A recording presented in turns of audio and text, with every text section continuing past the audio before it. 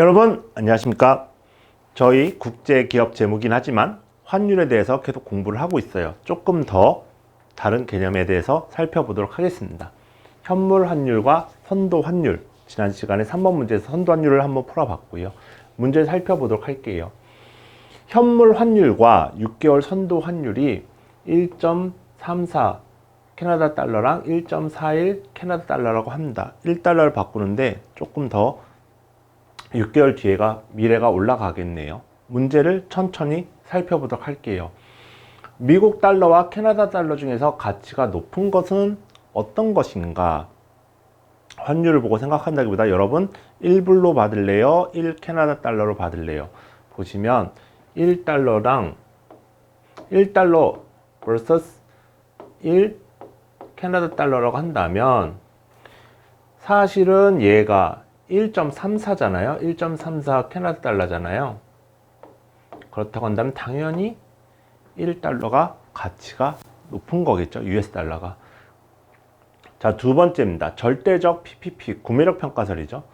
캐나다에서 3.5 캐나다 달러인 맥주는 미국에서 얼마일까? 잘 생각을 해보면 3.5불짜리를 캐나다 달러 1.34를 환율을 고려해주면 미국에서 사 먹으면 2.61달러가 돼야 된다는 얘기입니다. 그쵸? 미국 가격은 당연히 2.61달러가 되겠죠. 이게 뭐 1.34로 곱해줘야 되는 거야, 나눠줘야 되는 거야, 헷갈리신다고 한다면 결과치만 봐도 1.34로 곱하면 US 달러로 더 비싼 거고 US 달러로 더 작은 거고 나눠주게 되면 당연히 그렇다고 한다면 느낌상으로 2.61달러가 맞다는 결론이 나오실 거예요. 자, 문제는 그러면 정말로 미국에서는 2.61 US 달러로 맥주를 파느냐? 그렇지 않겠죠. 왜냐하면 이 맥주가 어디서 만들어진 거냐? 만약에 미국 맥주라고 한다면 미국에서 만들어서 캐나다로 갖다 주는데 운송비, 관세 이런 것들을 고려하면 캐나다에선 조금 더 비쌀 겁니다. 그래서 미국에선 2.61보다는 조금 더 싸게 팔리겠죠. 반대로 이 맥주가 캐나다에서 만든 맥주라면 캐나다에서 미국으로 들어오는 운송비, 관세 또 다른 무역 정책 같은 걸 고려해 가지고 조금 더 비싸게 팔리겠죠. 그렇기 때문에 절대적으로 저희 구매력 평가서에서 이 가격이 다 일치하진 않겠다. 다른 비용들을 고려해야 된다. 이런 게 이슈가 있을 거고요. 세 번째, 캐나다 달러에 비교했을 때 미국 달러는 프리미엄이 붙어서 팔리는 것인가? 아니면 할인되어 팔리는 것인가?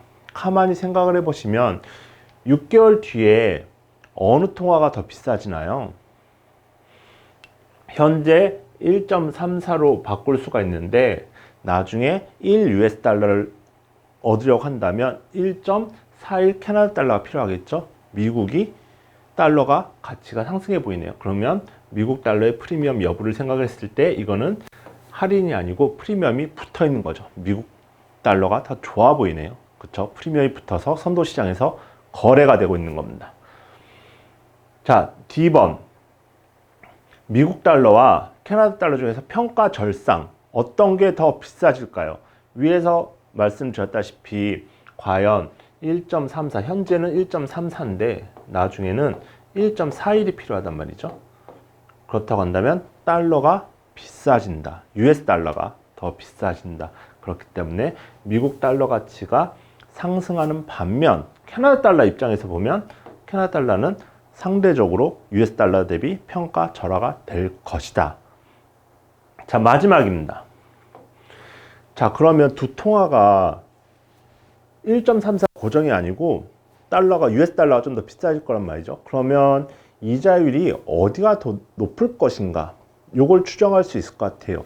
이 교재 식을 보면 식이 이렇게 정리가 되어 있는데 요거를 그냥 뭐 외워서 푸는 방법도 있고 천천히 생각을 해보면 하나만 생각을 해볼게요. 사례를 제가 1달러가 있었어요. US 달러입니다.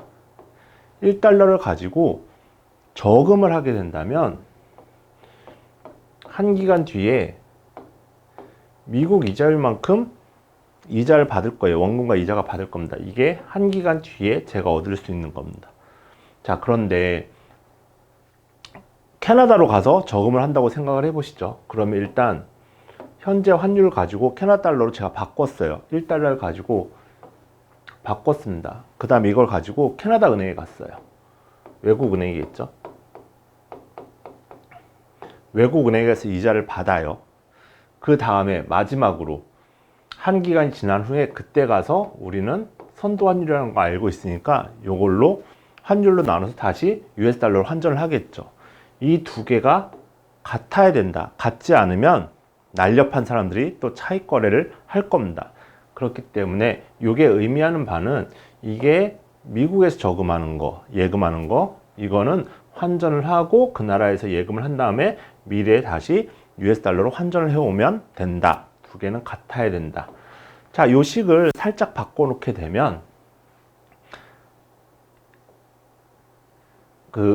얘를 일로 보내는 거죠. 얘를 일로 보내고 얘를 뒤집게 되면 요 식을 이렇게 정리를 할 수가 있을 것 같아요. 왜냐하면 요 선도환율을 가지고 이자율을 보기 위해서. 그런데 지금 이 선도환율과 스팟 환율을 나눠주게 되면 얘가 1보다 크잖아요. 그쵸? 그럼 얘가 1보다 큰 것이고 결국에 그러면 분자와 분모 중에서 어떤 게 더 큰 것이냐? 얘가 더 크다는 거죠. 얘가 얘보다 더 크다. 그렇기 때문에 이것은 캐나다의 이자율이 더 높다. 그러니까 이렇게 봤을 때 이번 문제에서 기억하셔야 될 거는 현물과 선도 환율이 차이가 나는데, 그렇죠? 이자율이 어떠한 영향을 미치느냐 봤을 때 요식을 잘 이해하실 수가 있느냐, 요게 가장 중요한 문제인 것 같습니다. 꼭 기억해 두셨다가 이자율에 따라서 그럼 나중에 환율이 어떻게 바뀌겠네, 이런 것도 계산하실 수가 있게 되겠죠. 다음 시간에 저 5번 문제로 다시 찾아뵙도록 하겠습니다. 감사합니다.